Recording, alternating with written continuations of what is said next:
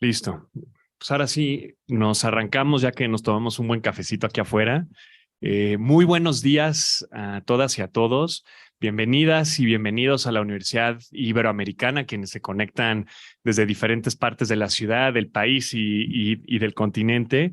Pues hoy estamos muy ilusionados con esta presentación del libro. Yo creo que como CIES, que somos el Centro Internacional de Investigación en Economía Social y Solidaria, eh, una de las misiones que tenemos en la universidad es la de construir puentes académicos sociales. Y yo creo que el libro que vamos a presentar hoy, que nos acompaña además nuestro flamante consejero académico, el doctor José Andrés Fuentes, bien conocido como el Che, pues nos ayuda justamente a poder difundir fruto de estos puentes académicos sociales. Eh, una de las líneas que tenemos en el CIES tiene que ver con el análisis constante de la realidad y el análisis de coyuntura, tanto a nivel nacional como en América Latina. Yo creo que es en este marco que desde el CIES nos animó mucho el proyecto que nos propuso el Che del libro de alternativas en tiempos de crisis civilizatoria, eh, porque son propuestas que no solo nos ayudan a seguir sensibilizándonos y entendiendo mejor el contexto adverso que nos enfrentamos y como respuesta universitaria, cómo tenemos que resolverlo, sino además para nosotros, como si es, nos ayuda desde una perspectiva más prospectiva para las futuras generaciones, en especial quienes están estudiando nuestro posgrado, nuestra maestría en creación y desarrollo de empresas sociales y solidarias, porque siempre empezamos la maestría y el primer módulo tenemos que hacer un análisis sobre crisis civilizatoria. Entonces, el contar con conocimientos actualizados, con propuestas radicales y actualizadas, pues siempre es una gran ventaja, ¿no? Este libro representa, para el sí es una expresión de su propia esencia. No es un libro que nace solamente desde otros libros, desde otras teorías, sino que es un libro fruto de la trayectoria y experiencia del Che. Una experiencia que está basada en la praxis, desde abajo, desde las fronteras, y que desde ahí el Che va articulando con diferentes teorías y aproximaciones epistemológicas de autores referentes en el campo de lo alternativo. Yo creo que esa es la gran ventaja, que no se piensa desde arriba, sino se construye desde abajo.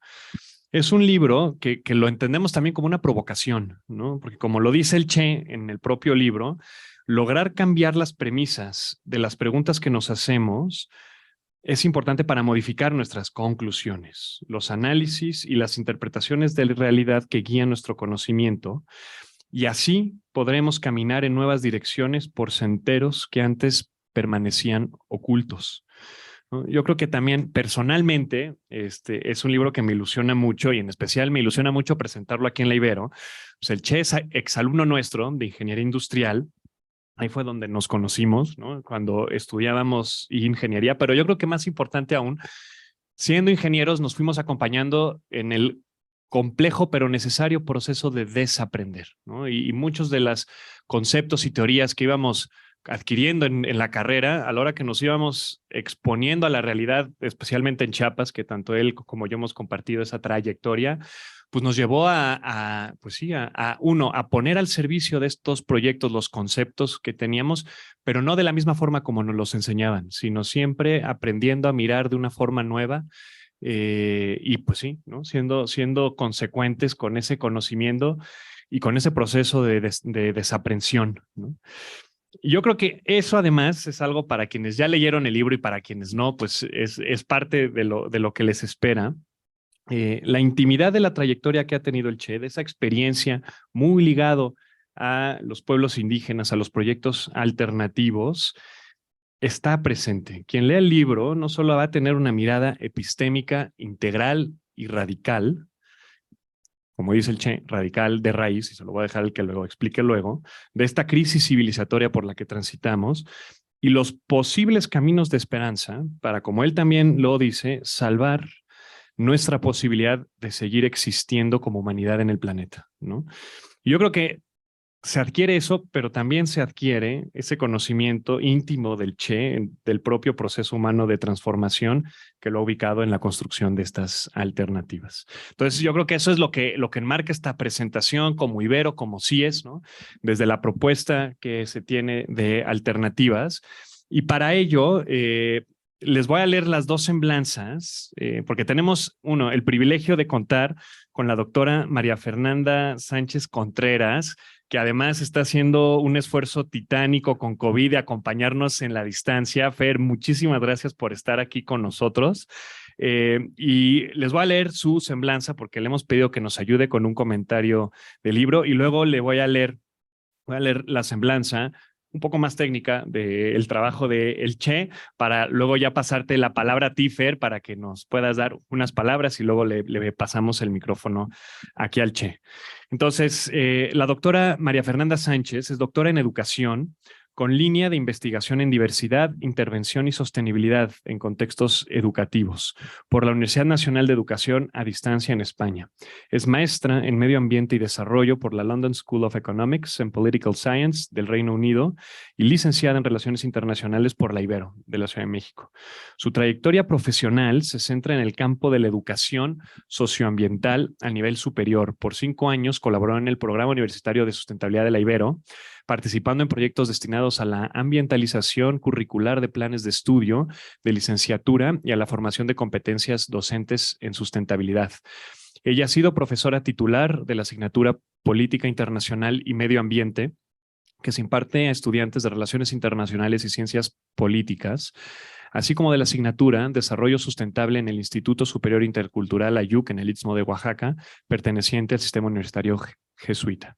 Desde primavera de 2022 es profesora de la materia Educación Ambiental para la Sustentabilidad, que se imparte a estudiantes de licenciatura en Sustentabilidad Ambiental del Centrus. Actualmente es académica de tiempo completo y responsable del área de Economía Social y Solidaria del Programa de Servicio Social Universitario aquí en esta universidad.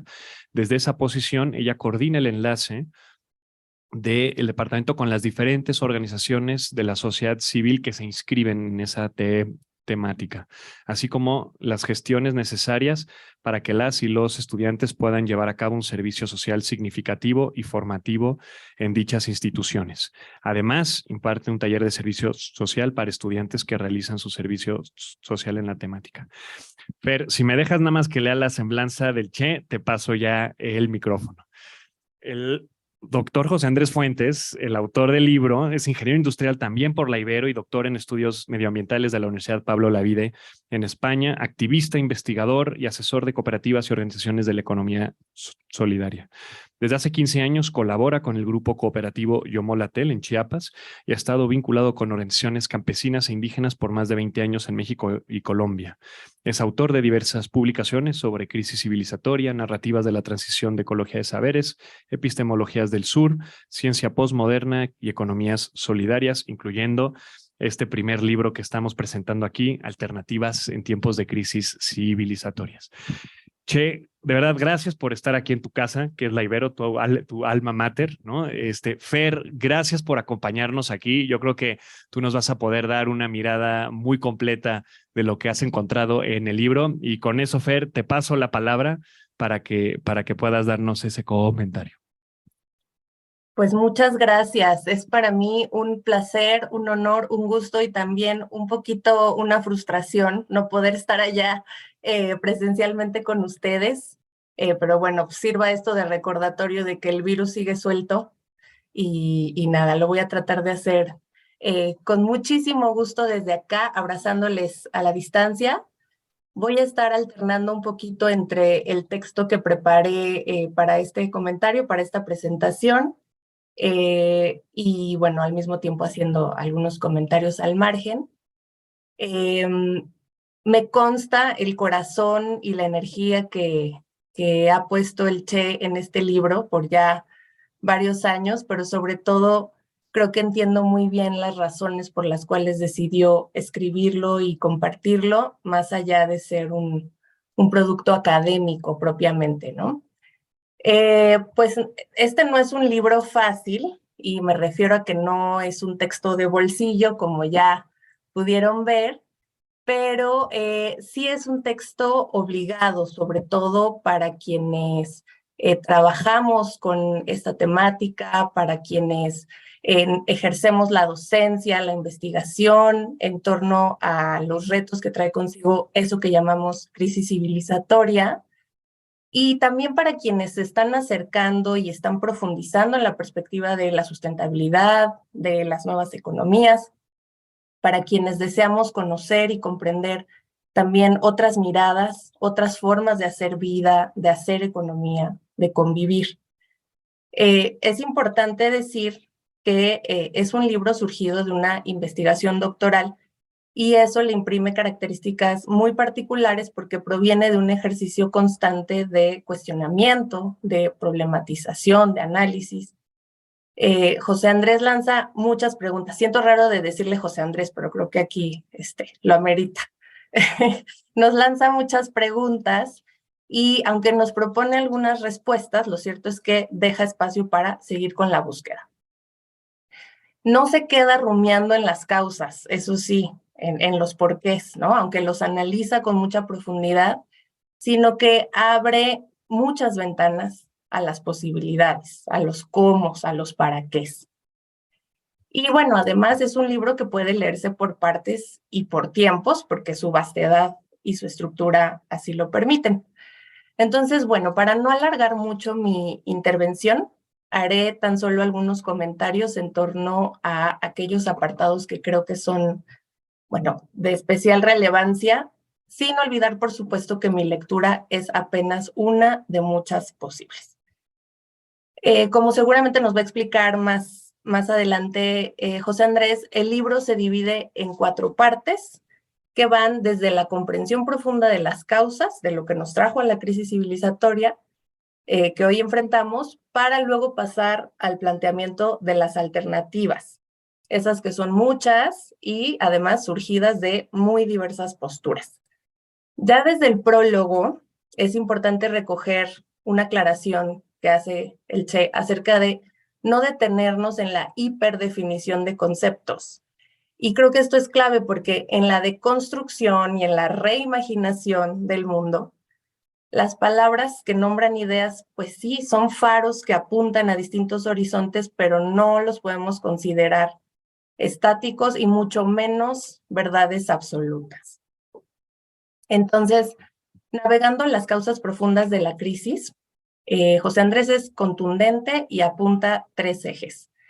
El primero, el proyecto civilizatorio y su visión economizada del mundo, que hoy básicamente se expresa en el capitalismo. El segundo eje sería este paradigma epistémico hegemónico, es decir, una forma de conocer el mundo occidentalizada, dominante, que ha invisibilizado y desautorizado otros saberes. Y el tercer eje sería esta cosmogonía en crisis, que está caracterizada por lo que yo llamaría 2 monstruos. Por un lado, un patriarcado aplastante, que aunque es muy anterior al modelo capitalista, sí se ha consolidado en el proyecto civilizatorio moderno.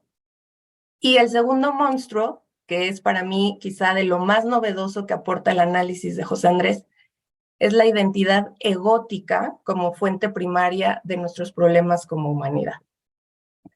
Estos 3 ejes apuntan a lo que alguna vez Leonardo Boff nombró como un proyecto de dominación, en el que el ser humano, pero no solo eso, el ser humano hombre, blanco, heterosexual, ¿no?, etcétera, adquiere prácticamente todos los privilegios del progreso capitalista, ¿no? Es decir, obtiene los beneficios de ese mentado desarrollo que todas y todos nombramos y anhelamos en estas sociedades modernas, pero que solo hemos podido lograr a costa del sufrimiento y la explotación de la tierra, de otras especies y en gran medida de las mujeres y de otras minorías. Estamos hablando de un paradigma cuya visión está profundamente enraizada en la creencia de que todo lo que existe es para nuestro servicio, para nuestro beneficio, y que los modelos económicos, productivos, tecnológicos son infalibles. que pueden manejar y resolver todo tipo de escasez, aun cuando los bienes que obtenemos de la tierra son escasos, son limitados. Bueno, no escasos, son limitados. Tan es así que ya prácticamente ninguna economía del mundo se mantiene por debajo de los límites de un planeta, ¿no? Utilizando esta medida de la huella ecológica que también encuentra su crítica en este libro. Es ese paradigma en el que los objetos, las cosas, son adquiridos con devoción un día y al siguiente son descartados, ¿no? Aún si su producción dejó a su paso una huella de devastación y de esclavitud enorme, ¿no? Es este sistema en el cual incluso las personas son descartables, son desechables.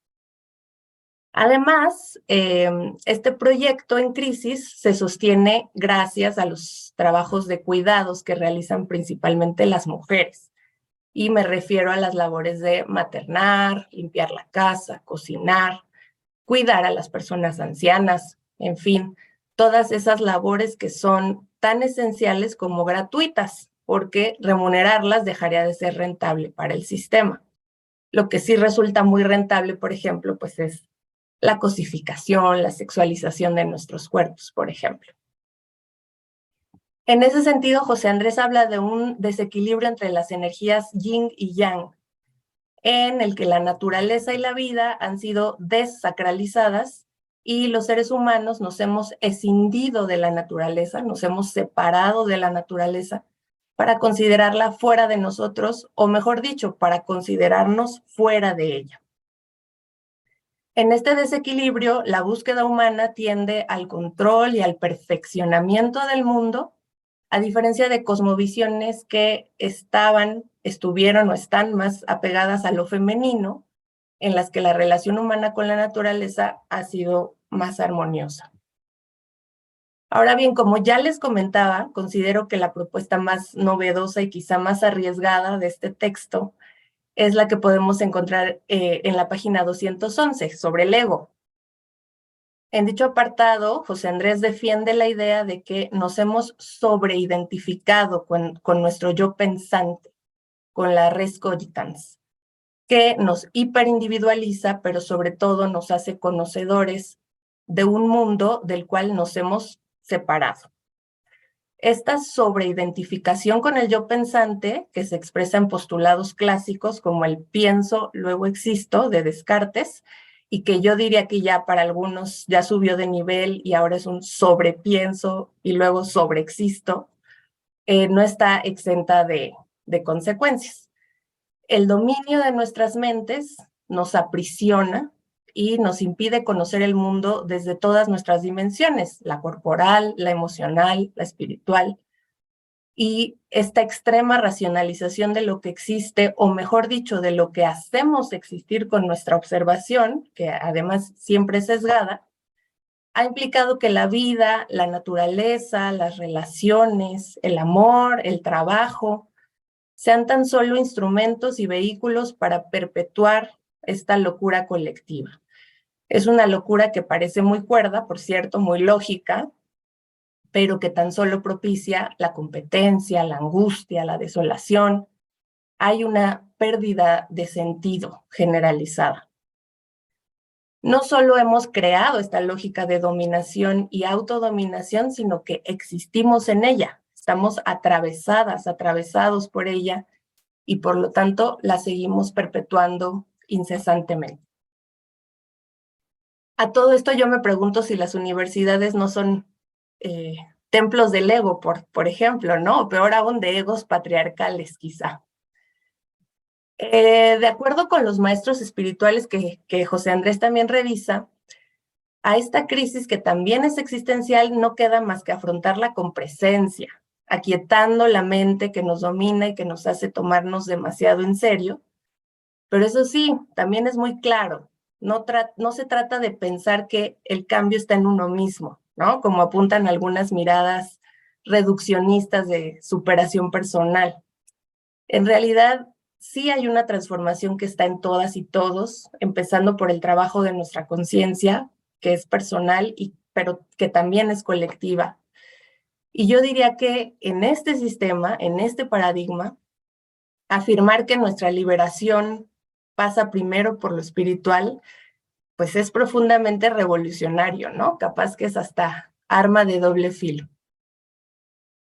Y bueno, luego está la esperanza, las alternativas. Felizmente, más de la mitad del libro, a partir de la página 233, está dedicado a ellas, a las alternativas. Y esta tercera parte constituye un nutrido y profundo análisis sobre muy distintas miradas, pero comienza aclarando que no todas provienen del mismo lugar y mucho menos se asumen desde la misma postura ética y política. Si bien muchas de ellas comparten preocupaciones y luchas. Así, José Andrés distingue las alternativas presentadas como provenientes de dos lugares distintos. Por un lado, la ciencia posmoderna, la ciencia con conciencia, como también se le ha llamado, y por el otro lado, las alternativas nacidas del llamado sur global, como ese grupo de epistemologías que han sido invisibilizadas y desautorizadas por la cosmogonía moderna occidental. Las primeras, las de la ciencia con conciencia, son abanderadas por personas de ciencia, de academia, que dejaron de encontrar respuestas en la hiperfragmentación del conocimiento y apuestan por una forma de conocer más compleja, más integrada, en la que dejamos de ser sujetos observadores y comprendemos que siempre somos parte de lo que observamos. Es una mirada epistémica no universalista, pero que tampoco cae en ese relativismo, ¿no? Que también acaba siendo reduccionista, sino que también busca construir otras formas de acercarnos a la realidad. Y lo digo entre comillas porque desde esta perspectiva no puede haber una sola realidad. Al contrario, se asume que existe una pluralidad de universos, de posibilidades, de realidades.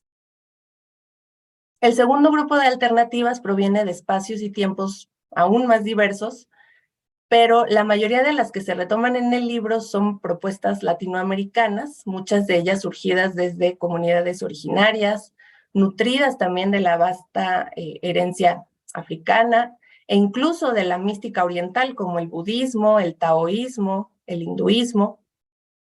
Y son esas miradas de contracorriente que, bajo el paradigma actual, siempre corren riesgo, tanto de ser despreciadas, descartadas, como de ser objeto de curiosidad romantizada.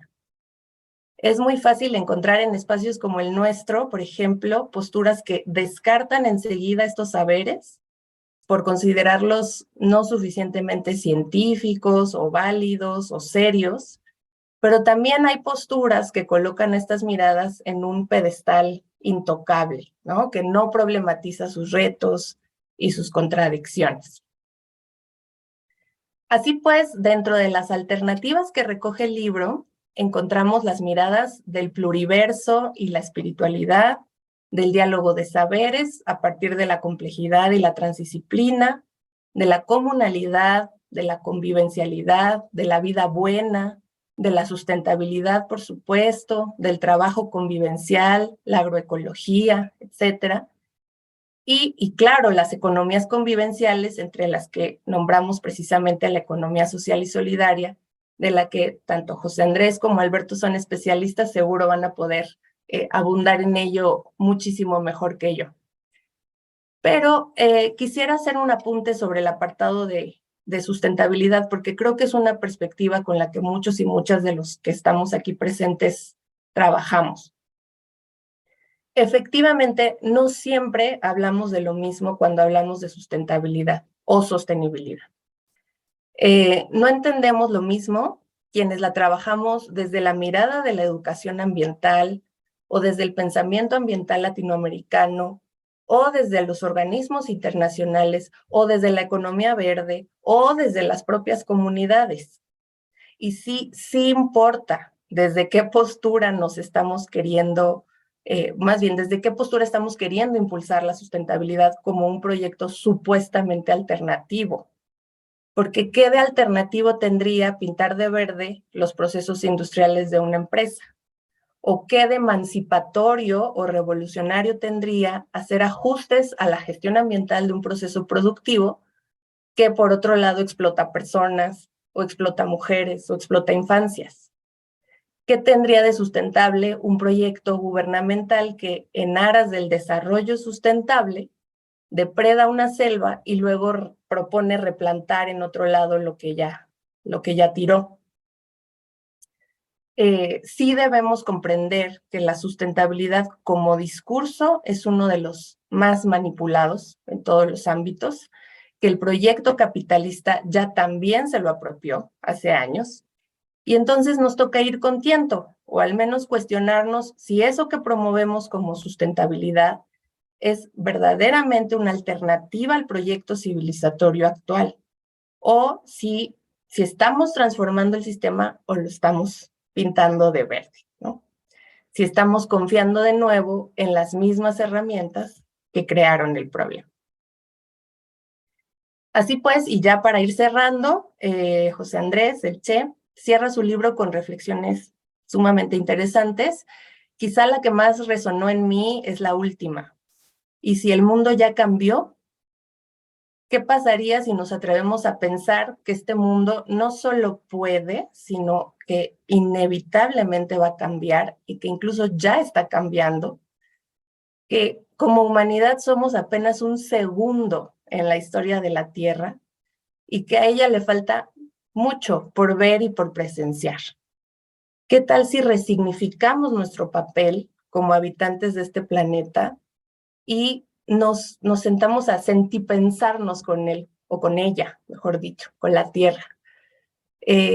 Compartiendo, colaborando, dejando de ser sujetos de dominación y de consumo, apostando por la justicia, pero por la justicia total, incluida la justicia cognitiva, co-creando modelos de convivencia en los que todas y todos podamos ver satisfechos nuestros sueños, pero que además esos sueños ya no sean producto del ego, de la separación, sino del corazón, del espíritu, de la reconexión. ¿Por qué nos importa un libro como este en la Ibero? Ya para terminar.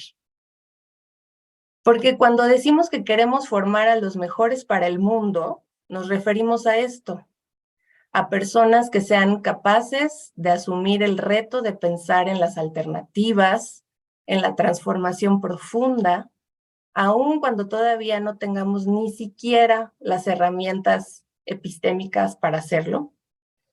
Porque la pedagogía ignaciana que intentamos construir en clase apunta a la vivencia del contexto y posteriormente a su reflexión y posteriormente a la acción, a la construcción activa de alternativas. Porque la búsqueda de la justicia, que es lo que distingue a nuestra universidad de muchas otras, pasa por el desaprendizaje de un modelo que a todas luces es injusto y que ya no puede sostenerse. A todas y todos quienes estamos en esa búsqueda, les recomiendo enormemente incluir este texto entre sus lecturas obligadas. Muchas gracias.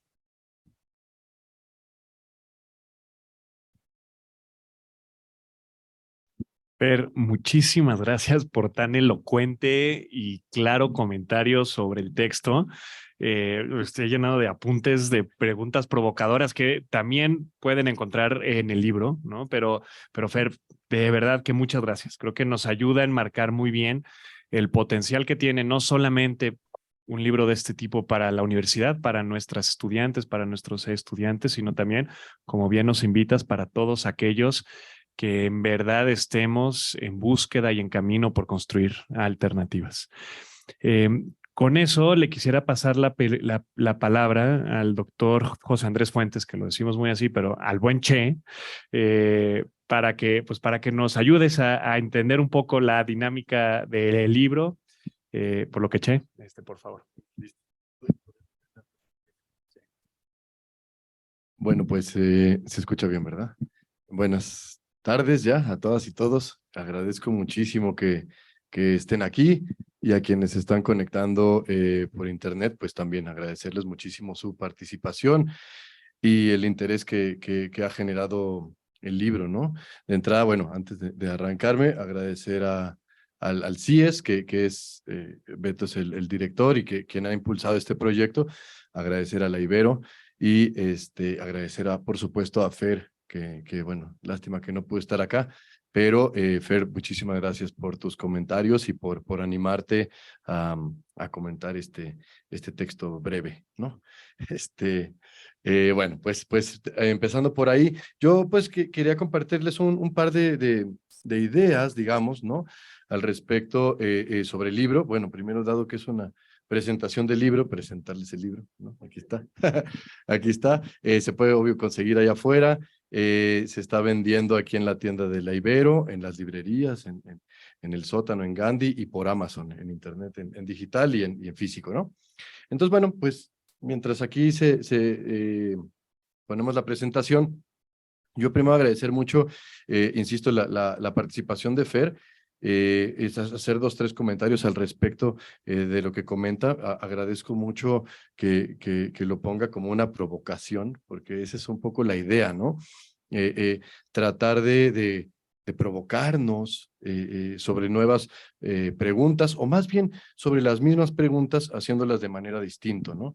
Yo hago el ejercicio que le llamo dislocar las preguntas, es decir, cómo nos podemos preguntar lo mismo de formas diferentes para encontrar nuevas respuestas, ¿no? El tema del cambio climático, el tema de la sustentabilidad, el tema de la propia espiritualidad, etcétera, ¿no? De la economía, cómo podemos hacernos las preguntas de otras maneras, porque en el propio ejercicio de reflexionarlo, al menos así me pasó a mí, van apareciendo diferentes respuestas, ¿no? Por supuesto, como decía Beto, es un ejercicio importante de desaprender, ¿no? Sobre todo las personas que hemos sido formadas bajo el sistema más convencional, pues la primera chamba que tenemos muchas veces que desaprender mucho de lo aprendido, ¿no? O complementar por usar palabras más integradoras, digamos, ¿no? Entonces, bueno, Fer, rescato muchísimo que hablas de la parte de sustentabilidad. Ahí me detuve un buen rato, ¿no? Y de hecho comentar que muchas de las reflexiones salieron incluso de un grupo aquí en la Ibero, ¿no? De que teníamos con el programa de medio ambiente, con Fer, con Dulce, que por ahí creo que está conectada, saludos, y que tenemos un grupo de reflexión al respecto de eso, ¿no? O sea, cómo nos vamos preguntando sobre la sustentabilidad de nuevas maneras o de diferentes formas, ¿no? Problematizando justamente esas preguntas. Así que agradezco, insisto, muchísimo esa parte y lo que dice Fer, ¿no? Es que no estamos hablando de lo mismo, es importante sí definir, cuando sí hablamos cosas que no necesitamos detenernos a definir y otras que sí, porque que pensamos que estamos hablando de lo mismo y no. Yo tenía un profesor de la UNAM que recuerdo mucho, Alfredo López Austin, que decía, el problema no es que no nos entendamos, el problema es que creemos que nos entendemos. Y son problemas completamente distintos, epistemológicamente son distintos, y hay que abordarlos de una manera distinta, ¿no? Entonces, en temas de sustentabilidad, en temas de progreso, en temas de conocimiento, o de qué conocimiento es más pertinente, me parece bien importante hablar de estas cosas. Así que bueno, pues yo 2, 3 comentarios, también prometo no tomar demasiado tiempo, pero bueno, platicarles, si das a la siguiente, Beto, porfa, ¿de dónde sale el libro, no? Ahí va, eso. Primero, pues de reconocer que vivimos un proceso de crisis muy profundo. Hay gente que le llama policrisis, crisis multidimensional, de muchas maneras. Yo le llamo crisis civilizatoria, igual que muchos autores y autoras, porque eso creo que realmente estamos atravesando un proceso de crisis de la civilización como tal. La civilización que empezó hace 6, 7 mil años, más o menos, con los sumerios en Mesopotamia, etcétera, que empiezan a hacerse ciudades. Yo creo que hasta ahí habríamos de remontarnos y eso es lo que está en crisis, ¿no? Crisis, vale la pena recordar que se usaba en la antigua Grecia como el momento crítico en una enfermedad. Básicamente se ve una enfermedad humana, pero se puede aplicar para otras cosas, donde bien o el cuerpo, el sistema, digamos, empieza a recuperarse o el cuerpo empieza a decaer y a perder equilibrio y a morir últimamente, ¿no? Entonces el punto crítico, por eso es punto crítico, esa es la crisis, ¿no? Originalmente, el momento en el que estamos. Y yo creo que es una muy buena metáfora para el punto de hoy en día. La civilización como tal está en crisis, ¿no? Porque ya llegamos al punto de chocar con los límites biofísicos del planeta. No es de que alguien diga, no, es que ya no se puede, es que ya el planeta nos está diciendo, llegaste a un cierto límite que de continuar nuestro proyecto civilizatorio basado en el desarrollo, en el progreso, en el tener más cosas, en el vivir mejor, como se dice muchas veces, pues ya no podemos vivirlo todos de esa manera, ¿no? Entonces, sin entrar en cada una de las áreas, pero si podemos hacer este análisis en todas las áreas de la vida humana, ¿sí? Podemos ver que estamos atravesando un proceso de crisis prácticamente en todas ellas, ¿no? Entonces, en lugar de verlo por separado, la crisis económica vamos a resolverla económicamente, la crisis del cambio climático vamos a atenderla desde la ecología, la cuestión del sistema de salud, pues por otro lado, la educación por otro lado, ¿no? Y eso es como durante ya casi 5 siglos, 4 siglos y cacho, a partir de esta hiperespecialización que bien dice Fer, de esa disciplinarización del conocimiento, hemos intentado resolverlo de esa forma y no lo hemos ni acabado de entender el problema, básicamente, ¿no? Entonces queremos resolver problemas de los que no hemos acabado de comprender las causas. Y de ahí surge uno, si le puedes dar, Beto, de ahí surgen las preguntas que dice Fer, ¿no? ¿De dónde sale este libro? Es un proceso muy personal, honestamente. Y esas son las preguntas que a mí me movieron, ¿no? Es decir, a través de un montón de problemas, ¿cuáles son sus causas? ¿Cuáles son sus raíces? Bajo el supuesto, en mi opinión, de sentido común de decir, para resolver un problema primero hay que comprenderlo, ¿no? O sea, para mí es así como que básico, ¿no? Y estamos queriendo resolver problemas que no hemos comprendido. Ese es el problema, ¿no? Ahora, como bien dice Fer, el esfuerzo es no quedarnos nada más en el análisis de la problemática, sino en qué podemos hacer al respecto con las herramientas que tenemos y las que nos faltan, y no importa qué, pero tratar de pensarlo, ¿no? Y la última parte, que son las reflexiones sobre la transición, es una pregunta, son preguntas provocadoras que yo digo que es egoísta, generacionalmente egoísta, ¿no? Es una pregunta de nuestras generaciones que hoy en día estamos vivos y vivas, y que parece ser que en los siguientes 5 o 6 décadas, ya lo mucho, va a haber un cambio muy fuerte en la civilización, y hay muchos escenarios posibles, ¿no? Desde quien habla del colapso civilizatorio, o de que el cambio climático va a cambiar demasiado los climas y nos va a obligar a cambiar la forma que vivimos, o quien dice, no, pues no hay problema, la tecnología y ahora el hidrógeno, vamos a sacar energía de todos lados y eso nos va a salvar y podemos seguir caminando, ¿no? Yo puedo tener mi análisis, mi propia pensamiento, pero lo que invito es a hacernos la pregunta. ¿Por qué? Porque dependiendo de qué concluyamos, de dónde creemos que vamos a estar en 50 o 60 años, de eso dependen las herramientas y las estrategias y las acciones que hay que tomar hoy en día, ¿no? Si alguien está concluyendo, no, la tecnología nos va a salvar, pues va a tomar ciertos caminos, herramientas, estrategias. Quien dice, no, por el otro lado, no va a haber un colapso completo y el dinero va a dejar de tener valor y etcétera. Entonces, pues hay que tomar otro tipo de estrategias y otro tipo de caminos hoy en día, ¿no? Para mí por eso es importante la pregunta. Gracias, Beto. Y entonces, el libro, ¿cómo se estructura? Yo comparto este cuadrito, sale por ahí en el prólogo, ahorita se va a ir llenando, pero eso es un poco la estructura del libro, ¿no? Trato de hacer dos estudios, uno sobre la crisis y otro sobre las alternativas, que son estudios a profundidad, por eso la imagen, ¿no?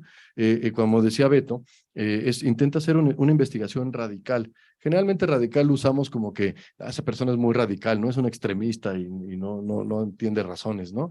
Es muy mal aplicada esa forma de decir radical. Radical viene etimológicamente de ir a la raíz de las cosas, ¿no? Entonces, un análisis o un estudio radical es intentar ir a la profundidad y a la raíz de las cosas. Si tenemos esta crisis tan compleja, para mí es intentar ver cuáles son las causas más profundas de ello, ¿no? Entonces, yo tomo 4 niveles de profundidad. El primero, que son los quehaceres humanos. ¿Quieres darle clic a la siguiente, Beto? Gracias. Primero, que son los quehaceres humanos, que es lo que hacemos los humanos todo el día. Yo tomo, dale otra más, por favor. Ahí está, gracias. Yo tomo el caso de la economía, como podemos haber tomado el sistema de salud, o la educación, o el transporte, o la alimentación. Finalmente, podemos hacerlo de cualquier forma, ¿no? Pero ¿qué hay más abajo de esta visión económica, no? Hay un proyecto civilizatorio, es decir, a dónde queremos ir, que está basado en el desarrollo, la industrialización, en el progreso. Entonces, hacemos ciertas cosas económicas queriendo acercarnos a ese horizonte civilizatorio, por así decirlo, ¿no? Pero más abajo hay un conocimiento, hay una forma de entender el mundo que está dominando ese proyecto civilizatorio y, por supuesto, esos quehaceres humanos, ¿no? Yo le llamo el conocimiento occidental o el paradigma epistémico occidental, ¿no? Que es básicamente basado en la ciencia. Luego me preguntan mucho que uso esas palabrotas tan horribles como epistemológico y ontológico y demás. Yo pido disculpas de entrada, intento al principio del libro explicar de qué se trata, y tampoco es tan complicado. Epistemología es la rama del conocimiento que estudia el conocimiento en sí. ¿sí? Entonces, cómo estudiamos el conocimiento es algo que poco se hace, pero que hay que hacerlo, ¿no? Cómo estamos conociendo, qué implicaciones tiene eso en la realidad, etcétera, etcétera. Y cuando hablamos de ontología, es el conocimiento, el saber de la existencia de las cosas en sí. Claro que esto empieza a ser muy filosófico y muy abstracto, pero yo defiendo es necesario entrar a esas profundidades para poder realmente comprender el problema y dónde está enraizándose ese problema, ¿no? Entonces, en el nivel epistemológico yo hablo de la ciencia, de la sociedad escolarizada, del paradigma de conocimiento occidental que se ha vuelto hegemónico, que se impuso en el mundo y que esto ha roto y ha desaparecido miles y miles de otras formas de conocer el mundo, ¿no? Que eso es un problema, una diversidad que estamos perdiendo, ¿no? Y por último, lo más profundo veo yo le llamo ego moderno patriarcal, que aquí están las tres raíces que menciona Fer, ¿no? La modernidad como proyecto civilizatorio, el patriarcado que antecede a la modernidad y que prácticamente todas las culturas humanas que al menos existen hoy en día, tenemos esta dominación patriarcal, que vale decir que no, obviamente a las mujeres les oprime de maneras mucho más violentas y en sus cuerpos, pero a los hombres también nos oprime de otras formas que ni siquiera nos hemos animado a explorar bien, ¿no? Y que es súper importante yo creo que entrarle. Y lo más profundo que yo encuentro, que es lo que mencionaba Fernanda, es esta identificación existencial con nuestra mente pensante. Entonces esto viene, claro, que se empieza a poner profundo y filosófico, pero insisto que es necesario porque si no, no acabamos de comprender el problema. Las personas, a mi entender, estamos hechas de tres partes. Es una composición trinaria, ¿no? Somos cuerpo físico, evidentemente lo podemos ver, tocar. Somos una mente pensante que tiene pensamientos, que hace ideas y demás. Y somos una energía que cada quien le puede llamar distinto, ¿sí? Sea alma, sea espíritu, sea energía, sea metafísica, que anima a esas otras dos partes, ¿no? Entonces, ¿qué ha pasado durante, esto sí tiene un proceso de miles de años, esta parte mental ha ido creciendo, creciendo, creciendo, y hemos construido sociedades meramente que responden a esta cuestión mental, despriorizando o haciendo menos la parte del cuerpo, ¿sí? Y la parte del espíritu. Entonces, esto tiene consecuencias, por supuesto, muy importantes en nuestro día a día, ¿no? Y bueno, no me voy a seguir con la problemática, sino, bueno, la segunda parte, ahí está bien, Beto, gracias. Viene, no, en la pasada, otra, eso, ahí. En la parte de las alternativas, se sigue, pues como estaba la flechita hace rato, ¿no? Primero se desciende sobre la problemática, se desciende o se profundiza, que yo creo que es necesario, porque a veces mucha gente me dice, no, es que a mí me interesa la parte de las alternativas. No, yo solo, pero volvemos a querer resolver cosas que no hemos comprendido el problema, creo yo. Y por eso es importante, primero echarnos el clavado. Alguien podrá estar de acuerdo o en desacuerdo con el análisis que aquí se propone, pero tenemos que entrar a esa profundidad para desde esa profundidad enraizar las alternativas. Entonces, en las alternativas se propone esta visión de pluriverso, ¿no? que aborda Arturo Escobar, un colombiano súper interesante, que habla literalmente de que estamos viviendo una diversidad de realidades. Es decir, no estamos viviendo una misma realidad desde diferentes enfoques o desde diferentes interpretaciones, que eso es la lectura convencional. Estamos literalmente viviendo realidades distintas. Y para esto tenemos que entonces abrir o cuestionar o repensar qué es la realidad. Eso pues, es fundamental, ¿no? Porque nos llenamos la boca y decimos, queremos transformar la realidad social, queremos hacer el mundo más justo, más sustentable, un montón de cosas, ¿no? Yo siempre pongo el ejemplo un poco burdo de que si queremos, no sé, transformar la situación de los pingüinos en la Antártida, ¿no? Pues tenemos que primero cuestionarnos qué son los pingüinos y entender qué son los pingüinos, si son mamíferos, no son, les gusta el frío, el calor, migran, no migran, etcétera, para poder comprender la situación.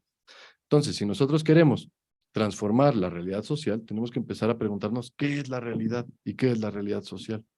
Y pues, sí, suena a una plática de cervezas, ¿no? Y yo defiendo que ojalá fueran muchas pláticas de cervezas que se fueran sobre ese tema, pero tenemos que preguntárnoslo, porque resulta ser que esta visión convencional de la realidad, que nos han dicho siempre que la realidad es como un escenario en el que nos desenvolvemos y tocamos cosas y nos vinculamos con cosas, pues al parecer no es tan así. Y la física cuántica ha llegado a conclusiones en las últimas décadas muy interesantes de que cómo las partículas subatómicas se pueden comportar de manera distinta cuando son observadas que cuando no son observadas, ¿no? En un lenguaje muy distinto, los taoístas o los budistas esto lo saben hace 2500 años. Entonces, de ahí también la importancia de la diversidad de saberes. Y y ahí defiendo, tenemos que entrar hasta esas profundidades para comprender la situación, ¿no? Para analizarla. Porque resulta ser que conforme miramos, conforme observamos, conforme experimentamos la realidad, también la estamos construyendo, ¿no? No se trata ahora de estas nuevas versiones del New Age y de la atracción y ahora todo lo que haces porque tú lo pensaste y demás. Yo creo que es un argumento que tiene un componente de verdad, pero llevado a una caricaturización y a un extremo, ¿no? Porque ahora todo queremos determinismos, todo queremos que esto, entonces ve. Y ahora es un determinismo medio metafísico, pero queremos llevarlo a tal. Y no, tampoco tanto. No es en mi opinión, no es ni un extremo ni el otro. No es completamente objetiva la realidad, pero tampoco es completamente subjetiva. Hay un diálogo con la realidad en la que yo puedo, depende cómo le pregunte, también depende qué me va a responder. En la pregunta está ya incluida parte de la respuesta, y esto me parece fundamental para poder analizar las cosas que queramos analizar, ¿no? Sean partículas subatómicas, sean temas de migración o sean temas de educación, lo que sea, me parece. Entonces ahí la importancia de la ecología de saberes, de la diversidad de saberes, del diálogo de saberes. Y puedes darle otra vez para que salgan eso. ¿No? Ahí vienen un poco los componentes de cada una de las áreas, insisto, ese cuadrito viene en la página, no sé, en el prólogo, y intenta hacer como una especie de estructura o de índice del libro, ¿no? Entonces, en la ecología de saberes tenemos, claro, las epistemologías del sur, los saberes de los pueblos indígenas, de los pueblos orientales, campesinos, lo que Jaime Morales llama las culturas de la tierra, ¿no? Y que hay saberes sumamente pertinentes y adecuados para los tiempos de crisis civilizatoria hoy en día, ¿no? Y que en lugar de hacerlos menos y calificarlos como mitos y como supersticiones y como tal, pues deberíamos estarles escuchando y más bien aprendiendo de ellas y de ellos, porque son fundamentales esos saberes hoy en día. Siempre se dice el ejemplo, ¿no? En este tema de ecología o de diálogo de saberes. Depende qué queramos hacer, depende qué conocimiento necesitemos. Si queremos ir a la luna y tener satélites allá para que podamos tener internet, lo cual me parece muy bien, tenemos que usar la física, la ciencia, las matemáticas, es importante. Pero si queremos conservar la biodiversidad de los bosques en nuestra América Latina, el conocimiento occidental y científico ha demostrado ser bastante malo para ello, ¿sí? Porque pues, nos tiene donde nos tiene. Y los conocimientos y los saberes indígenas, campesinos, resultan ser mucho más adecuados para ese objetivo, ¿sí? Entonces, dependiendo qué necesitemos, qué tipo de saberes, qué tipo de conocimientos necesitamos. En el tema de los otros horizontes civilizatorios, porque se va regresando, digamos, el libro primero entra a la profundidad hasta llegar a la cosmogonía de cómo nos entendemos los seres humanos en el mundo, y después va de vuelta e intenta regresar hacia los otros horizontes civilizatorios, dentro de los que se encuentra el buen vivir, la vida buena, el vivir sabroso, ahora que hablan en Colombia, ¿no? Que cuando lo ponemos, no podemos hablar que son desarrollos alternativos. Sí, yo hice alguna investigación y llegué a encontrar 20 tipos de desarrollo alternativo: desarrollo humano, desarrollo endógeno, desarrollo económico, desarrollo sustentable, hay 1000 tipos, ecodesarrollo, etcétera. Bueno, no 1000, hay 20 que yo encontré. Y entonces la pregunta o la invitación o la provocación es para dejar de pensar en desarrollos alternativos y pensar en alternativas al desarrollo. No es solo un juego de palabras, es una propuesta distinta, ¿no? Igual me animo yo a pensar ahí en la última parte, si necesitamos economías alternativas, cosa que trabajamos nosotros, ¿no? O alternativas a la economía. Y la pregunta cambia. La pregunta cambia porque entonces, ¿cómo satisfacemos nuestras necesidades del diario? Tal vez sin la necesidad de la economía. Y la economía me refiero a todas, a la que yo también hago, economía solidaria, ¿no? Entonces, sí, la idea es intentar provocar un poco la imaginación de las personas que lean el libro para hacer este ejercicio de preguntarnos las mismas cosas de manera distinta y tratar de encontrar distintas soluciones o distintas respuestas o distintos análisis, ¿no?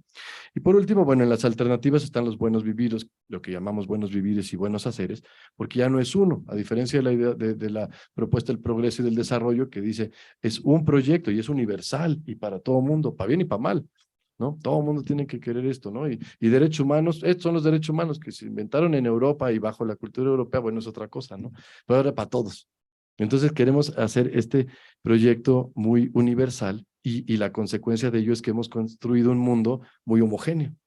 muy homogéneo en el que hay un tipo de conocimiento, hay una forma de resolver los problemas, tenemos un problema de transporte en la ciudad, pues hay un tipo de conocimiento para resolverlo, y estamos perdiendo una gran diversidad epistémica, sería la palabra, de saberes y de conocimientos que serían súper útiles para resolver la complejidad de los problemas hoy en día, ¿no? Entonces, ahí el rescate de la diversidad y de la diversidad epistémica en este caso, para construir proyectos diversos. El buen vivir o la vida buena, nadie habla de un buen vivir, ¿sí? Hablamos de diversidad, de buenos vivires, de buenos haceres, de buenas prácticas, ¿no? Y entonces eso cambia la pregunta. Porque yo siempre digo, el desarrollo y el progreso se puede resumir muy fácil en lo que era el eslogan del sexenio de Calderón, no sé si recuerdan, del programa Oportunidades, que es vivir mejor. Y vivir mejor es un muy buen resumen de la idea de progreso. ¿Quién puede vivir mejor? Todo el mundo puede vivir mejor. Carlos Slim puede vivir mejor, Jeff Bezos puede vivir mejor, todo el mundo puede vivir mejor, puede tener una tele más grande, ya tiene un helicóptero, puede tener 3, etcétera, etcétera, etcétera, ¿no? Vivir mejor, todo el mundo puede vivir mejor. Pero cuando hablamos y cambiamos la pregunta, y si el objetivo no es vivir mejor, sino vivir bien, ya la pregunta cambia. ¿Qué es vivir bien? Podemos discutir horas, días, semanas. ¿Qué es vivir bien? Para ti es vivir bien una cosa, para mí es otra. Va, pero ya cambia la pregunta. Porque para vivir bien no necesariamente necesito más. Probablemente necesita mejores cosas, más en calidad que en cantidad. Entonces yo necesito, para vivir bien, tener relaciones humanas armoniosas con mi familia, con mi trabajo. Necesito tener una relación armoniosa con la tierra, con mi territorio, con donde estoy. Ya no solo es una cuestión de dinero y de cantidad. Bueno, no me voy a detener más. Y la última parte, como bien decía, son unas reflexiones sobre la transición, de pensar estos escenarios a mediano plazo. Mediano plazo tampoco es mucho más. Porque cuando se habla de transición y cuando se habla de crisis y de colapso, todo el mundo nos esperamos, como en las películas así de ciencia ficción, ¿no? Que de un día para otro o de un mes para otro, ya valió queso todo, ¿no? Y entonces ya el dinero no vale nada, y entonces ahora y todos ahí van a estar peleando con zombies y demás, ¿no? Y yo creo que no nos ayudan mucho esas imaginaciones porque no es así. Ningún imperio ni ningún proyecto civilizatorio cae en días, ni en semanas, ni en meses. O sea, el imperio romano no cayó de un año para el otro. Tardó 20, 30, 50 años, ¿no?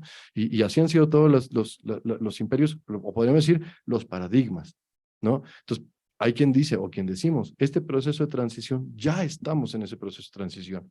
No nos hemos dado cuenta o no lo hemos incorporado en nuestros análisis, estudios y demás, pero es bien importante que ya estamos, no sabemos hacia dónde va, porque no tenemos las herramientas, las preguntas, los conceptos para poder resolver esas preguntas de índole civilizatoria que no sabemos cómo responder.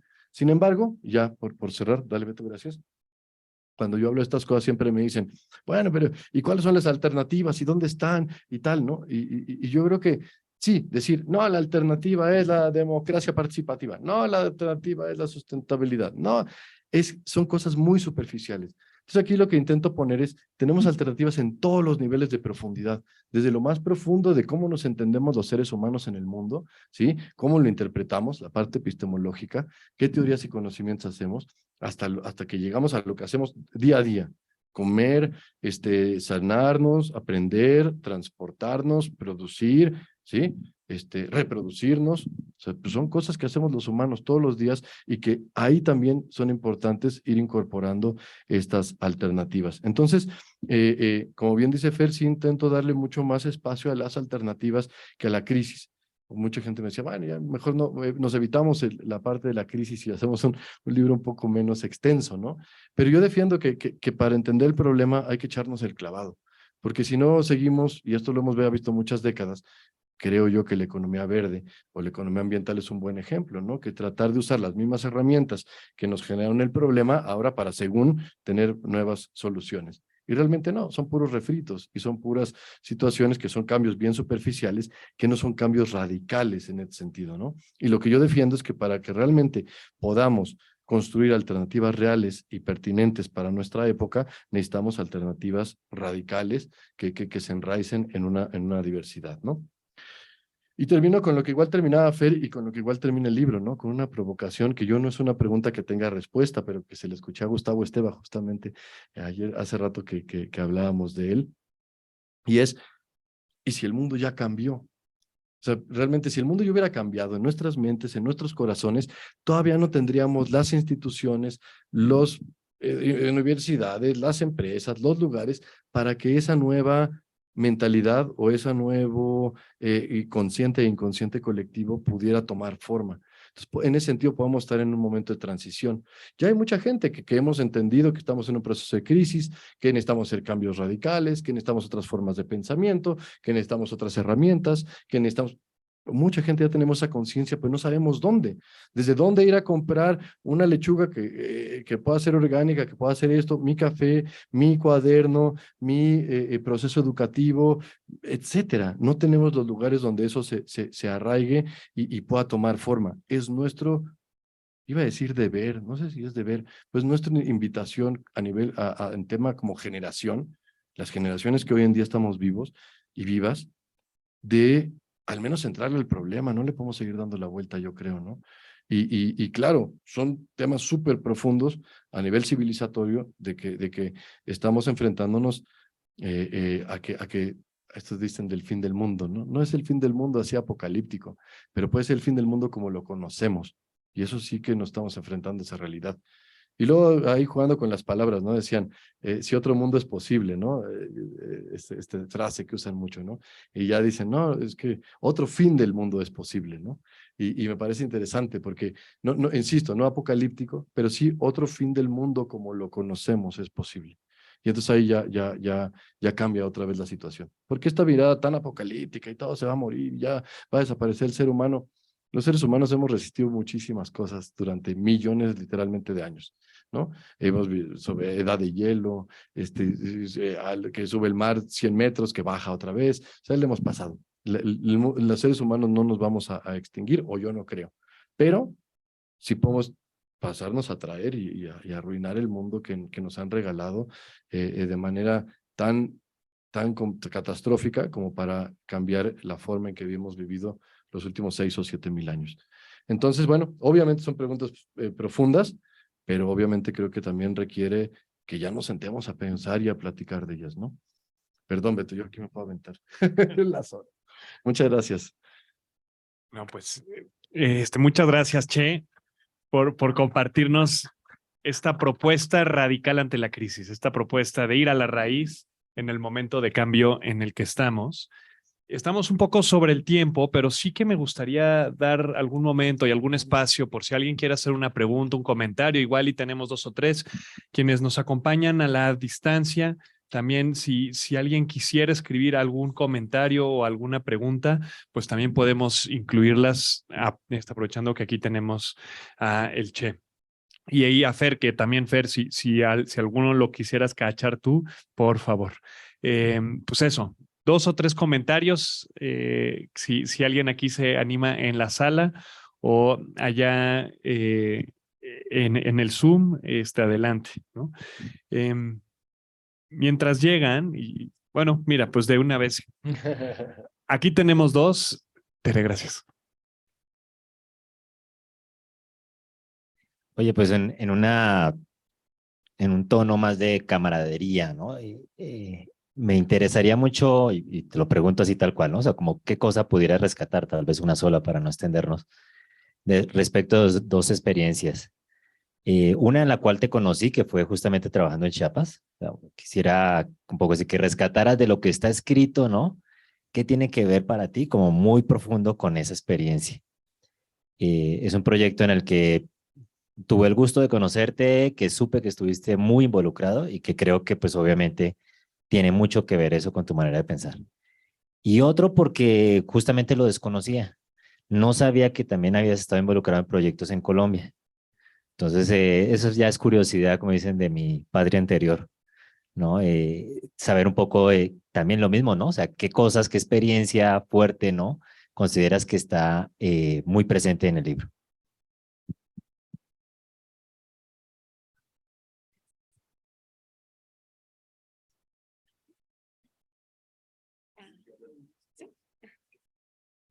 Sí, claro. Pues muchísimas gracias. Quiero felicitarte por este libro que ya quiero leer definitivamente. Creo que, pues sí, ya como lo dijo Fer, por lo que he estado escuchando, pues es ineludible, así que pues ya me daré el tiempo para terminarlo completito, con todo y lo de la crisis, no me lo voy a saltar. Y también muchas gracias a Fer, me encantó también el comentario, creo que fue muy claro, como siempre ella también muy articulada, y a Alberto por la presentación. Y bueno, mi pregunta va en torno a, ¿cuál es tu opinión sobre el papel de las universidades, de instituciones como esta, en esta construcción de alternativas? Al final de cuentas, estas pertenecen a este sistema y en muchas situaciones yo me siento con muchas contradicciones, ¿no? Entonces, ¿hasta qué punto estas forman parte para ti del mismo sistema, pero hasta qué punto también hay como este potencial de transformaciones mucho más radicales, como las nombras, que además me encanta también esa idea y la metáfora del árbol? Eso, ¿no? Porque pues al final es acá donde estoy y me interesa mucho saber tú qué piensas al respecto. Muchísimas gracias.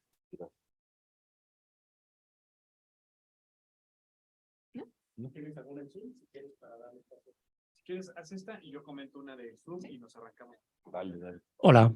Bueno, primero una felicitación por el libro. Un libro que nace desde el individuo para el colectivo, ¿no? Es importante. Me pregunto si esta crisis civilizatoria es tal, o si hablamos de que existen muchas realidades, la crisis civilizatoria solo forma parte de una de esas muchas realidades, ¿no? Mi aproximación a esto lo hago desde mi formación humanística, que es un ejercicio que llevo empujando desde las humanidades. Los humanistas, yo soy historiador del arte, nunca nos involucramos en estos temas, ¿no? Parecería que son ajenos a nosotros, pero tampoco nos invitan, ¿no? O sea, también cuando se habla de sustentabilidad y todo esto, nunca se considera a los humanistas, si acaso a las ciencias sociales, a los antropólogos. Y entonces, Beto pudo estar en mi examen de doctorado, ahí yo hacía un cuestionamiento a algo similar, le pongo el equivalente, ¿no? Al concepto de patrimonio cultural desarrollado desde la UNESCO. O sea, otra vez, ¿no? Desde París se fija una posición y tal.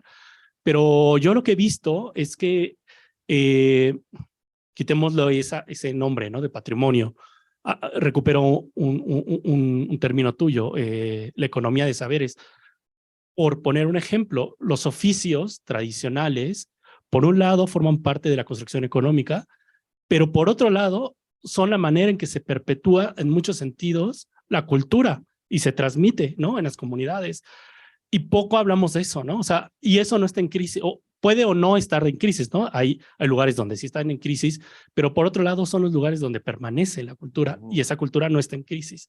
Entonces, bueno, solamente como comentario, si es que cabe aquí, ¿no? Gracias.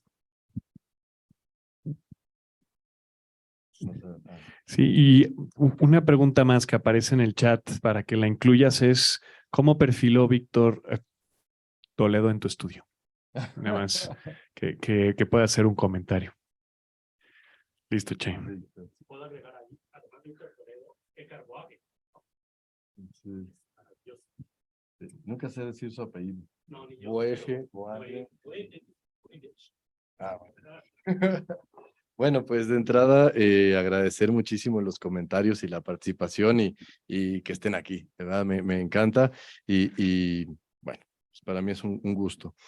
Sí, Edward, nos conocimos hace mucho tiempo ya allá en el proyecto en Chiapas, que aprovecho el anuncio, Yomolatel es un grupo de cooperativas y empresas del que Capeltic, la cafetería que está aquí en la universidad, forma parte. Junto con Beto y otro grupo de amigos y amigas, nos tocó impulsar ese proyecto durante muchos años y hoy en día camina ya con otras personas y a mí me da muchísimo gusto, ¿no? Justamente, yo, como decías, ¿no? ¿Qué se rescata? Yo creo que es como las alternativas y las respuestas que tenemos hoy en día siempre son incompletas, porque no tenemos ni los conceptos ni los paradigmas para realmente dar respuestas últimas, ¿no? Entonces, yo que rescato allá que es un esfuerzo de muchas personas, de muchas, incluso generaciones, para ir construyendo lo que se pueda con lo que hay.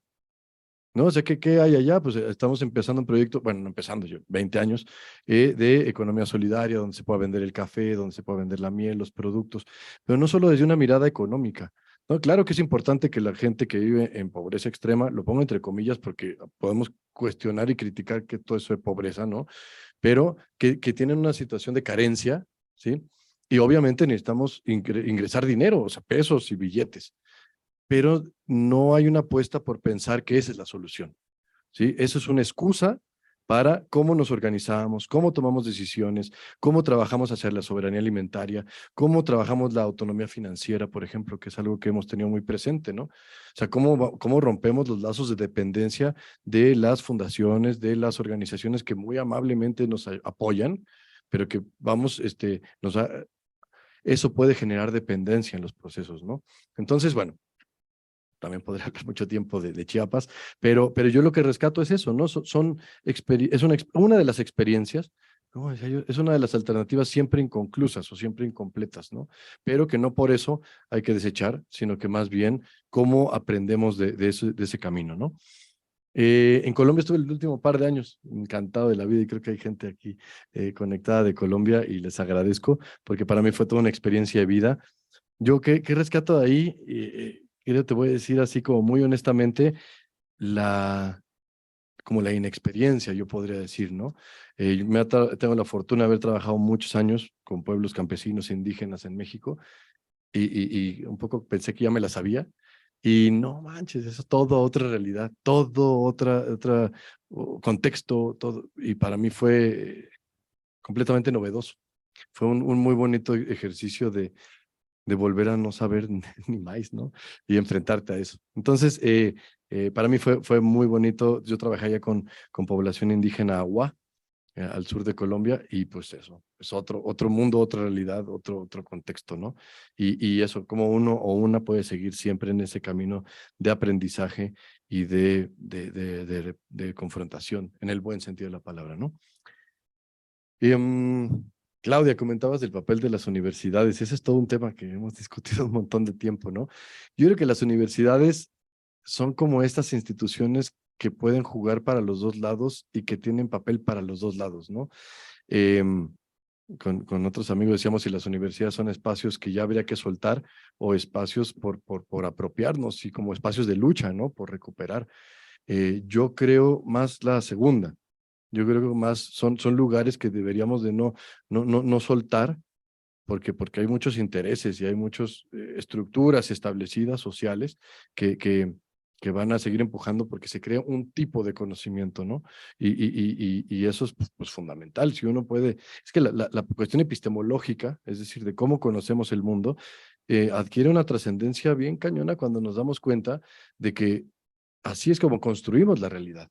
Y cuando lo cuestionamos de que no solo hay una forma adecuada de conocer el mundo, sino muchas, pues entonces también es un espacio de batalla cómo estamos enseñando a las personas a pensar, a analizar, a resolver problemas, a atajar el tema de la sustentabilidad, a cómo vamos a educar a las siguientes personas, a cómo nos estamos alimentando, etcétera, etcétera, etcétera, ¿no? Entonces yo creo que son un lugar no voy a decir de batalla, no es de batalla, pero para no soltar, y pueden jugar un papel tanto para mantener el status quo del sistema como tanto para trascenderlo, ¿no? Yo creo que dependerá, pues sí, las instituciones al final no son meramente cosas abstractas, las generan personas, y las personas que estamos aquí, y eso defiendo, y eso creo que es fundamental en una universidad como la Ibero, que dentro de sus objetivos principales está transformar la realidad, transformar el mundo, hacerlo un poco más justo, más sustentable, menos violento, etcétera, etcétera, ¿no? Y yo creo que eso es fundamental porque, por ejemplo, como dice mucho Krishnamurti, ¿no? Este gran maestro espiritual de la India, que es, la violencia está en el mundo porque vemos un mundo desde una mirada violenta, ¿no? Y eso, bueno, claro que podemos cuestionarlo mucho y entrarle mucho, pero nuestra mirada del mundo es comparativa, es competitiva. Ya estamos viendo el mundo y todo el tiempo pensamos, bueno, del buen vivir, ¿y quién vive mejor? ¿Y quién es este? ¿Y quién es el otro? ¿Y quién tiene mejor calificación? ¿Y quién? O sea, todo el tiempo. Y eso es una mirada al final violenta, porque violenta las cosas, ya no las hace valiosas per se, las hace valiosas solamente en una comparación. Y esto, claro, es muy epistemológico, pero tenemos que entrar en estas cosas porque si desde ahí analizamos esto, o sea, el sistema de calificaciones en la escuela es sumamente violento y sumamente nocivo, yo creo, ¿no? Desde chiquitos nos están diciendo tú vales según hagas y según un parámetro. ¿no? Bueno, eso podemos entrar, es una cuestión interesante, ¿no? En mi opinión. Claro, esa es una súper buena pregunta, la de si la crisis civilizatoria es una de muchas realidades, ¿no? Yo creo que aquí empezamos a entrar en temas ahora sí ontológicos, ¿no? Y que vale la palabra, ¿no? Es decir, sí estamos viviendo, y mucho lo dicen los físicos, las y los físicos que hablan del multiverso, ¿no? Y literal, con argumentos científicos, dicen es que esta solo es una realidad de muchas que estamos viviendo, ¿no? Y lo ponen en esto como que, como universos, como burbujas, ¿no? Entonces, igual que digo, que me confieso en el libro, hay muchas preguntas a las que no tenemos respuesta, ¿no? Y no por eso habría que no entrarle a esas preguntas. Yo creo que es entrarle con lo que tengamos, ¿no? Y a mí me gusta pues, buscar plantear preguntas sin respuesta porque evoca la imaginación, evoca, vamos a entrarle, o sea, y este rollo de si estamos viviendo realidades distintas o no, porque por ejemplo, mucho se dice de esto, me gusta, Arturo Escobar es el ejemplo y me parece muy adecuado, ¿no? Cuando llega una minera o una transnacional y quiere hacer una presa hidroeléctrica, por decir, en una comunidad indígena, donde han vivido 1800 o 2500 años, que es un caso muy común, ¿sí? Los dos actores aquí, la empresa o el Estado que está queriendo hacer la hidroeléctrica y el pueblo indígena que están operando en realidades muy distintas. Los de acá están diciendo, no, es que esto va a generar energía para las ciudades y va a traer desarrollo y va a generar empleo, lo cual es cierto, ¿sí? Pero cuando las personas de acá del pueblo están planteando, oye, ¿y dónde están nuestros ancestros, los espíritus del bosque, los espíritus del río, ¿sí? O sea, no es que estén viendo diferentes interpretaciones de la misma realidad, literalmente están viviendo realidades distintas. Y a mí me lo han dicho personas del Perú y de Bolivia, ¿no? Es que porque los hombres blancos vienen y no ven a los espíritus del bosque, porque no los vemos. Tenemos ya un encasillamiento intelectual que no nos permite verlo. Pero si nuestra interpretación del mundo es distinta, si nuestro conocimiento es distinto, probablemente podríamos empezar a ver a los espíritus del bosque, ¿no? Y esto no es una plática, insisto, de cervezas. Estamos hablando, ya hay mucha ciencia incluso detrás de eso. Y que se suele hacer de lado, porque sí, eso pues vete al bar a platicarlo, ¿no? Préndete uno de aquellos para que entonces esté bien chido, ¿no? No, yo creo que hay que discutirlo en las universidades y desde, por ejemplo, la teoría de sistemas, y la biología ha tenido avances impresionantes en eso, es importante eso. ¿Cómo definimos un sistema? Nos va a definir y nos va a arrojar las respuestas de cómo se comporta el sistema, ¿no? Claudia decía al final el ejemplo del árbol, ¿no? Si nosotros hacemos un estudio sobre el bosque y nuestra unidad de análisis es el árbol, pues entonces vamos a llegar a cierto tipo de conclusiones. Pero si nuestro sistema ya no es el árbol, sino el bosque, o sea, cómo yo armo el sistema es distinto. Y cuando haga mi análisis, mis preguntas, mis estudios, mis ecuaciones, mis cálculos, etcétera, las respuestas van a ser distintas. Esto es un ejemplo muy tonto, pero podemos hacerlo, pues no es tonto, es un ejemplo nada más. Pero en cuestiones sociales, en cuestiones de migración, en cuestiones de educación, o sea, cómo armamos los sistemas nos va a ir generando diferentes respuestas. Y lo que decías, ¿no? ¿Cómo no nos invitamos a estas cosas? Yo creo que ese es un síntoma de la extrema disciplinarización que la modernidad nos ha empujado, ¿no? O sea, tú eres físico, tú eres historiador, tú eres bióloga, tú eres no sé qué, y pues cada quien a su rollo, ¿no? Incluso eso se defiende, ¿no? No, tú no puedes opinar de esto porque esto es mi área. A mí, yo no estudié economía y yo honestamente le tiro mucho a la economía, no porque me caigan mal, sino porque hay que cuestionar las bases epistemológicas de la economía y los supuestos. O sea, cuando nos enseñan las superecuaciones y econométricas y tal, todo el mundo, qué buenísima onda. ¿Y en qué se sustentan? En 4 o 5 supuestos que son indefendibles. Indefendibles. Entonces dice, bueno, ok, tú llegas a todas estas ecuaciones muy bien, pero asumiendo A, B, C y D. En el libro vienen los supuestos, ¿no? Entonces dices, bueno, vamos viendo uno por uno. A, no se cumple, eso es un puro cuento. B, tampoco se cumple. C, no se cumple. Y luego decimos, bueno, pero la conclusión sí. ¿No? Entonces, bueno, hay que entrarle, yo creo que a la discusión y, pues sí, sin miedos, ¿no? Pero desde el diálogo y la ecología de saberes. Comentaban de los oficios, ¿no? Yo creo que, por supuesto, ahí es donde se transmitimos la cultura, ahí es donde hacemos, ¿no? Para mí, los oficios tienen un valor, o van a tener un valor mucho más grande del que tienen hoy en día, porque yo sí creo que aunque hay muchas formas de que se va a venir este proceso de colapso, yo sí creo que viene, ¿no? Y creo que los oficios que son, las cosas que podemos hacer con las manos, la carpintería, el sembrar, la mecánica, ¿sabes? El tejer ropa, etcétera, ¿no? Eh, cuando, cuando la ropa o las lechugas en el supermercado cuesten 250 pesos, las lechugas o la ropa cuesten 5,000 pesos, y las pocas personas que tengan dinero van a ser las pocas que puedan acceder a ello, o el agua, o la energía, ¿sí? Ahí es donde va a tomar una relevancia, va a retomar la relevancia que tienen los oficios, ¿no? La capacidad de hacer por cuenta propia. Decía Iván Illich, que se cita mucho en el libro, que eso es una propuesta convivencial. Es decir, ¿cómo podemos recuperar? Mire, también en términos de diseño, esto lo podemos llevar mucho, ¿no? O sea, ¿cómo podemos construir herramientas que sean lo más accesible para todo el mundo posible, ¿no? Y el ejemplo que siempre se da, muy burdo, pero esto análisis lo podemos seguir llevando, ¿no? Una herramienta convivencial es la bicicleta. Cualquier persona con un poquito de práctica, ¿no? Se sube a una bicicleta y la anda. No necesita ni caminos especializados, no necesita gasolina, no necesita motores, no necesita tal. El coche no es una herramienta convivencial. Sí, el coche, muy poca gente puede tener acceso, muy poca gente puede manejarlo, necesita calles, necesita un montón de cosas, entonces necesita muchas cosas para que yo pueda usar la herramienta del coche y la bicicleta no. Entonces, en el tema de transporte, que es una de las cosas que hacemos los seres humanos, la bicicleta es una herramienta convivencial, el coche no lo es. Y así podemos tener muchas, ¿no?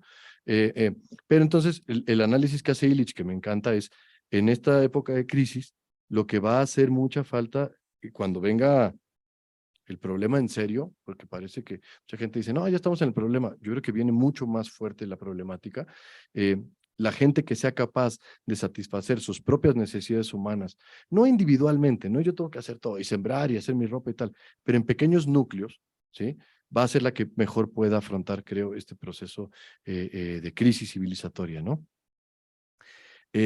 Bueno, sí me podré clavar ahí con lo de la convivencialidad porque me late, pero no los quiero tener aquí las horas, ¿no? Y por último, bueno, Víctor ha sido, bueno, no me atrevo a decir buen amigo, pero una persona de mucha confianza, ha estado varias veces en Chiapas con nosotros. Él tiene como una mirada muy, también me atrevo a decir provocadora o muy innovadora en términos socioambientales, ¿no? Y yo lo que me quedo con Víctor es ese tipo de provocaciones que hace, ¿no? Ese tipo de, creo que logra bien, de manera histórica en su pensamiento, cambiar los, iba a decir parámetros, no, pero las bases o los axiomas, los supuestos de cómo estamos analizando ciertas problemáticas, ¿no? Y eso lo celebro. Puedo tener diferencias políticas con él, pero la celebro también, ¿no? Yo creo que la diversidad debe ser bienvenida en todas sus expresiones, ¿no? Ya digo, de equipos de fútbol, de política, sexual, todo, ¿no? Realmente estamos en un proceso de recuperar lo valioso y lo pertinente para estas épocas de la diversidad en todas sus expresiones, ¿no? Entonces, bueno, que quien preguntó por ahí, con eso me quedaría de Víctor, que fue un gran motivador realmente a esto, y fue para mí personalmente, un gran faro, ¿no? Cuando estuvo con nosotros en Chiapas varias veces, fue como cuando se te abren los ojos así, dices, órale, hay otras maneras de ver las cosas, ¿no? Y bueno, yo le agradezco mucho a Víctor. No lo he podido ver para darle un libro, pero ya espero tener la oportunidad prontamente. Bueno, Beto, pues creo que eso, más o menos. No sé si Fer también. Ay. Justo, gracias, Che, por la respuesta, gracias por las preguntas. Fer, no sé si también tú quisieras hacer alguna respuesta a los comentarios que han salido, tanto del Che como de las preguntas que han habido por acá, o algún comentario final. Pues a mí me deja muy revuelta siempre. Esas charlas con el Che siempre son así, ¿no? Como de ir y venir, de regresar, de volver a hacer toques de base internos, ¿no? Y estoy leyendo una pregunta que dejó Mario González en el chat también y que me dejó también a mí con esa provocación, ¿no? Sobre el concepto de espiritualidad, que ya hoy también está como muy manoseado, casi como el de sustentabilidad, ¿no? Ya todo es espiritualidad desde muchas perspectivas. Y es que sí, cuando hablamos de esta construcción de de alternativas reales, también toca pasar por esa dimensión, la espiritual. Y creo que hace mucho sentido en universidades como la nuestra hablar de eso, de espiritualidad en todas sus dimensiones, en todos sus sentidos. A mí me gustaría dejarle un poquito pues esa palabra al Che, ¿no? A ver qué nos puedes decir sobre la dimensión espiritual y esta construcción de alternativas que no son desarrollos alternativos, sino alternativas al desarrollo. Eso sería lo único que yo podría ya aportar. Gracias, Fer, por tu provocadora pregunta al Che que le estás poniendo en cancha para que nos tenga aquí 2 o 3 horas más. No, Che, si quisieras hacer un comentario breve de esto. No, gracias, Fer, agradezco y lo habíamos platicado incluso ella y yo, porque sí, primero aclarar, porque hay mucha gente que le provoca cierto escozor la palabra, ¿no? La gente dice espiritualidad y empieza no, espiritualidad no es religión.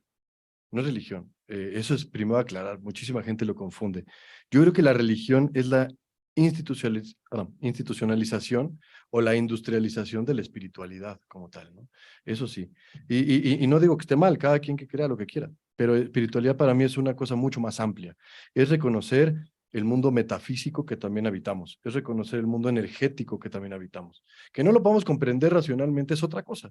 El conocimiento es el que va atrasado, ¿no? Pero esta visión materialista del siglo XX y el materialismo histórico, o sea, como que ya hemos pasado por ahí y ya vimos que hay mucho más allá de ello, ¿no? Querernos quedar con que solo lo que puedo medir, solo lo que puedo tocar existe y todo lo demás no, ya creo que ya está bastante hablado, ¿no? Incluso yo defiendo que la necesitamos mucho la espiritualidad en la lucha, en las luchas que estamos haciendo, en el activismo, en Chiapas, en Colombia, en México, en España, en donde toque. Creo que hemos construido sobre todo los procesos, no solo revolucionarios, pero emancipatorios del siglo XX, están descargados de todo componente espiritual, ¿no? Con todo este rollo que no somos ateos y solo esta parte, porque lo espiritual se lo dejamos allá a la religión y a la gente que quiere estar rezando, ¿no? Nada más lejano, en mi opinión, de la realidad. Necesitamos recuperar esta como una visión del mundo. Y solo voy a dar un ejemplo de los celtales en Chiapas, porque me gusta y porque creo que aclara el tema. Ellos hablan mucho de un concepto que se llama Ichel Tamuk, está en celtal. Ichel, Ich viene de mirar, de la mirada, ¿no? Ta es la conjunción y Muk es algo así como grande, o lo grandioso, o lo espléndido, más o menos, ¿no? Entonces, ¿qué significa en español? Generalmente se traduce muy torpemente como respeto. ¿No? Ichel Tamuk es respeto. Pero ¿qué significa literal? Es la capacidad de ver y observar lo grandioso, lo grande, lo excelso. ¿De qué? De la vida, de las cosas, del río, de la montaña, de la persona que está al lado de mí, de las relaciones, del cielo, de todo. Entonces, ¿qué surge cuando yo tengo una actitud de reconocer y de poder mirar lo grandioso de la existencia? Surge el respeto, pero eso es una consecuencia después. Esa es una mirada espiritual del mundo, ¿no? Donde yo puedo tener un reconocimiento, yo me atrevo a decir, de lo sagrado de las cosas.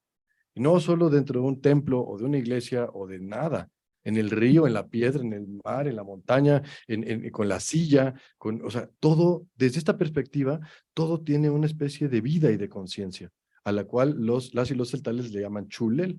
Es como su espíritu, su corazón de las cosas, con el que me puedo relacionar. Y todo tiene su chulel, el río tiene su chulel, el vaso puede tener su chulel. Entonces, ¿cómo yo me relaciono con las cosas cuando le pongo un nombre propio y le doy sentido de existencia propio, ¿sí? Es completamente distinto, ¿sí? Por ejemplo, y prometo que es lo último, se suele decir mucho de la naturaleza y verla como recursos naturales. Ya ni siquiera nos cuestionamos esa palabra. A mí me parece súper ofensivo, ¿sí? La naturaleza no es más que, son recursos naturales. Vamos a explorarlo tantito. ¿Qué es un recurso? Es algo que tiene valor según me sirve para algo más. No es algo que tenga valor por sí mismo. El recurso natural es que decir, el bosque me es valioso en la medida que puedo transformarlo en papel o en dinero, o en la medida que puede capturar carbono, pero vale porque sirve de algo más. Y luego ya está todavía más terrible palabra que es recursos humanos, ¿no? O capital humano, ¿no? Peor todavía, pero bueno. Entonces, desde esa visión de recursos naturales, ¿cuál va a ser mi relación con la naturaleza? Va a ser una muy particular. La voy a conservar siempre y cuando me sirva. Por eso ahora está de moda querer guardar la biodiversidad, porque igual, y ahí tiene la cura del cáncer o la cura para el SIDA y no lo sabemos. Es un pensamiento meramente utilitario. ¿Cuál es el pensamiento que surge desde el Ichel Tamuk? O sea, la naturaleza, la madre tierra, el río, tiene valor per se. Incluso tiene espíritu. Puedo hablar con él, con ella, ¿sí? Entonces, ¿cuál es la relación que surge, en este caso, con la naturaleza? Son relaciones completamente distintas entre estos dos polos, entre estos dos extremos, ¿sí? El occidental, el convencional en nuestros días, solo lo valora según le es útil para algo. El otro lo valora porque tiene valor per se. Y después cómo me relaciono con ello ya es distinto. Yo lo he visto, las prácticas en la milpa, se va a la milpa y se pide, se hace una pequeña oración, una pequeña ofrenda en la mañana para poder entrar a la milpa y manipular la tierra. ¿Sí? Tampoco es una ceremonia así de 3 días, no, no, no. Simplemente reconocer la existencia de ese lugar y decir, yo voy a intervenir. ¿Sí? Pedir permiso, pedir, y entonces, por supuesto, la relación es completamente distinta. Y de ahí viene un poco este sentido, de una mirada espiritual, una conciencia como tal, puede trascender ese materialismo que tanto daño nos ha hecho, creo yo, durante tantos siglos ya, ¿no? Así que esa es un poco la invitación a recuperar, sobre todo en los procesos de activismo, de lucha, de intento de transformación social, en todo sentido, a recuperar esta espiritualidad, esta mirada sagrada, esta mirada profunda, esta mirada de trascendencia, para partir de ahí y cambiar también nuestras estrategias, nuestras acciones, nuestras políticas, etcétera. Porque es eso, cuando cambiamos nuestra mirada de la realidad, nuestra mirada del mundo, el mundo cambia en sí. Y eso no es, se los juro, no es eslogan del libro de superación personal, iba a decir de ciencia, ¿no? Sí es ciencia, pero es un hecho, ¿no? Es un hecho, que muchas culturas lo saben hace miles de años. Así que bueno, Beto, ya con eso. Che, muchísimas gracias por haber traído estos temas a la universidad. Creo que, como dices, es fundamental. Ya en tu libro incluyes una crítica justa que haces a los modelos pedagógicos actuales y la necesidad de cambio. Fer, muchísimas gracias por acompañarnos otra vez, por ese comentario tan elocuente y provocador que nos ayuda a clarificar un poco la propuesta. Yo les diría, no se dejen intimidar por el tamaño del libro, porque se lee muy fácil y el Che lo hace de una forma también como muy accesible, que además se puede leer por capítulo. No necesariamente hay que darle toda una secuencia de principio a fin, sino que uno puede ir tomando los temas que ya nos colocaba el Che y desde ahí. Y por último, pues quien está aquí lo puede encontrar en la biblioteca, está en Ediciones Ibero, quienes nos acompañan a la distancia, tanto en Ediciones Ibero en forma física y en forma digital, en Gandhi, en Amazon, ¿no? Entonces, bueno, pues invitadas, invitados a que podamos como adentrarnos en esta provocación epistemológica de cómo poder de forma radical enfrentar la crisis en la que estamos. Che, gracias. Muchas gracias a todas y a todos quienes nos acompañaron aquí presentes y a distancia. Y Fer, muchas gracias por acompañarnos y por el comentario. Muy buen viernes y que tengan un bonito fin de semana a todas y a todos. Gracias. Gracias.